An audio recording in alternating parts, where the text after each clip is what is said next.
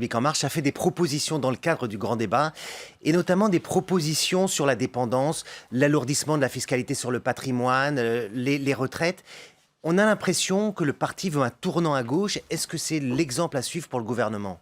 Alors d'abord, le parti, le mouvement La République En Marche a travaillé, a fait des consultations à travers toute la France, a organisé ses propres grands débats afin de faire une contribution du mouvement. Et on a l'impression que la contribution, c'est pas tout à fait le centre de gravité du gouvernement, c'est plus à gauche. Mais en tout cas, vous savez, La République En Marche, c'est un mouvement qui s'est créé avec des valeurs, avec plusieurs dizaines de milliers d'adhérents à travers la France.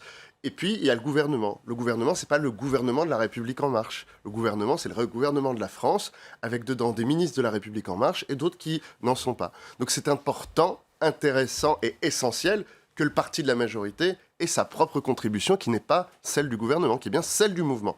Et ce que je veux dire et qui est très important, c'est que cette contribution, elle a permis de faire un diagnostic et de voir, et ça n'étonnera absolument personne, que La République En Marche partage dans ses analyses certains éléments qui ont émergé de la France des Gilets jaunes, notamment le sentiment d'humiliation de certains Français, le sentiment d'empêchement de certains Français, le sentiment dans les territoires de ne pas avoir la possibilité de choisir.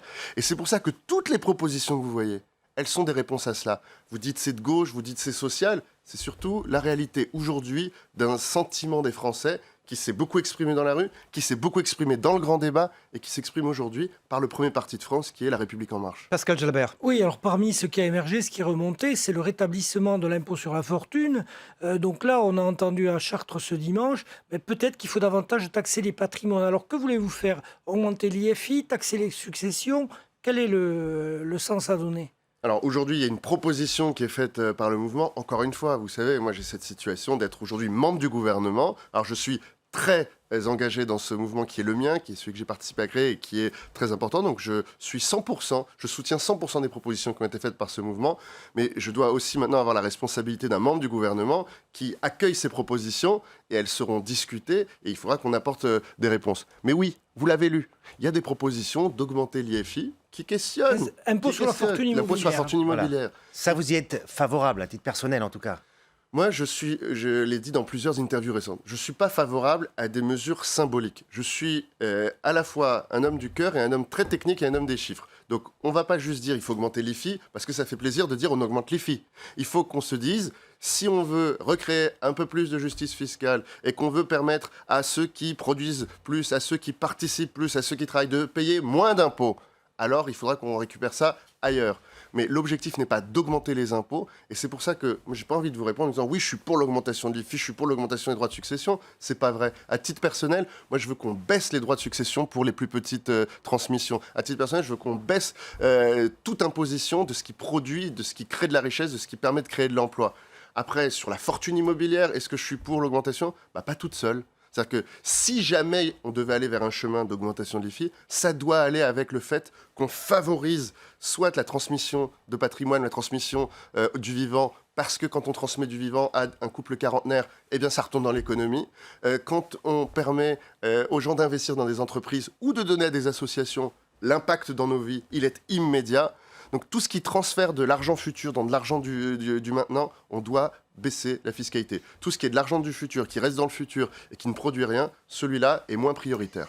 Bon, quand est-ce qu'on arrête le grand débat ? Puisqu'il devait se terminer cette semaine, ça se prolonge, il y a des réunions, des conférences citoyennes, et à un moment où il faut gouverner quand même. Alors, je ne vous permets pas de dire que nous avons cessé de gouverner. Il y a beaucoup de projets de loi qui ont été reportés, énormément là. C'est par respect pour les Français. D'accord, mais alors, quand est-ce qu'on arrête le grand débat à un moment ?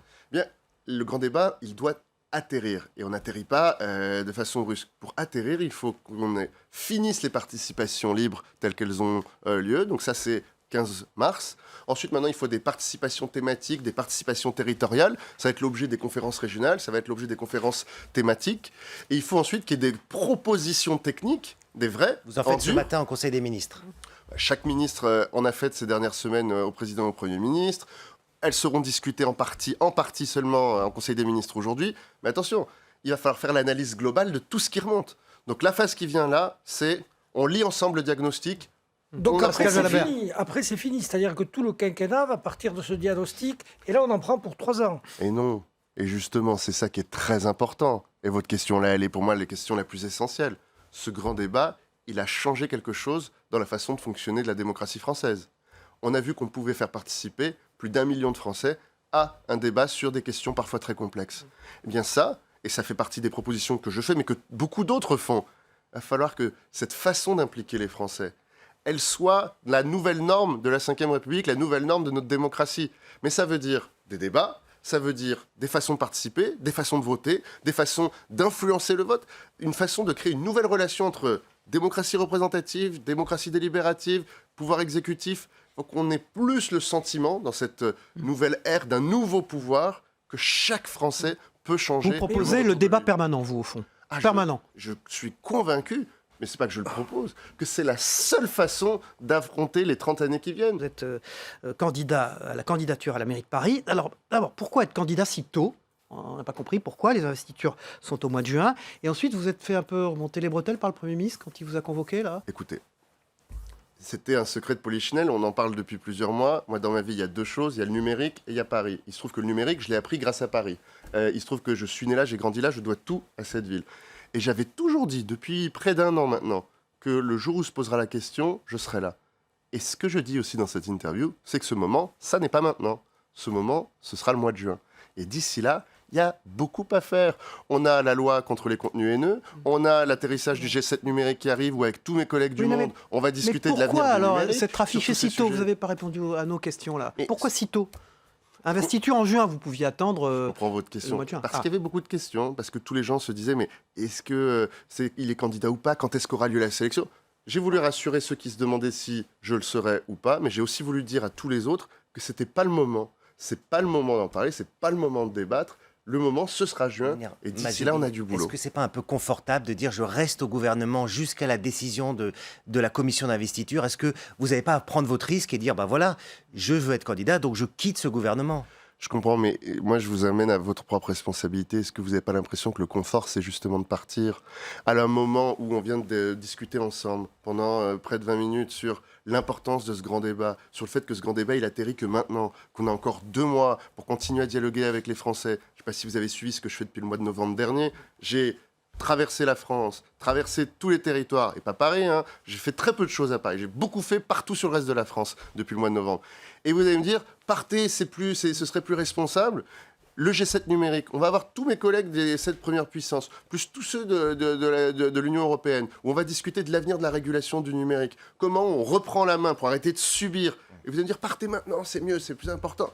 Ce qui est important, c'est de vivre les cycles quand ils sont là. Le cycle d'aujourd'hui, c'est l'atterrissage du grand débat, c'est la régulation du numérique, ce sont les européennes, dont on a dit en introduction que certains ne voulaient pas qu'elles aient lieu, empêcher le débat. Et après, ce sera pareil.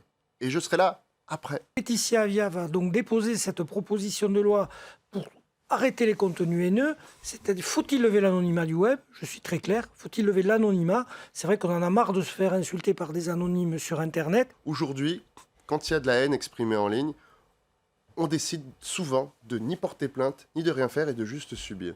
Sauf qu'il y en a qui ont dit « stop, assez, il y en a marre ». Et puis notamment certains. Si on regarde la haine antisémite, elle n'a jamais été aussi importante en ligne. Et là, les associations ont dit « on n'en peut plus ». Et donc on a pris notre responsabilité, on a travaillé, on a fait ces propositions. À l'intérieur, il y a quoi ? Il y a on va trouver plus facilement les auteurs de ces messages. Alors ça ne veut pas dire la fin de l'anonymat. Parce que l'anonymat sur Internet, c'est déjà une fiction.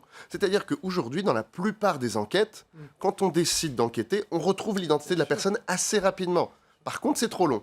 Par contre, on ne le fait pas à chaque fois. Donc ce que va faire cette loi, c'est de dire il faut qu'on facilite le dépôt de plainte, et il faut qu'on facilite le processus d'enquête, et il faut qu'on oblige les plateformes à répondre plus rapidement. Dépôt de plainte en ligne, par exemple ? Dépôt de plainte en ligne. On doit aller vers le dépôt de plainte en ligne, mais on doit surtout faire que quand on dépose une plainte, elle soit transformée en poursuite. Ce qui n'était pas le cas jusqu'à aujourd'hui dans 100% des cas. Deuxième chose, la responsabilité des plateformes dans le retrait du contenu. Aujourd'hui, si la plateforme elle laisse une phrase horrible, ignoble en ligne, elle risque rien en France. Elle risque rien, et puis l'État n'a que comme seul pouvoir de lui dire « Attendez, c'est pas bien, vous avez laissé ce contenu ». Depuis 5 ans, les plateformes nous répondent « Ah, nous comprenons, on fera mieux la prochaine fois ». Sauf que là, elles font pas mieux, et ça dure depuis trop longtemps. Donc on a apporté ces nouvelles obligations.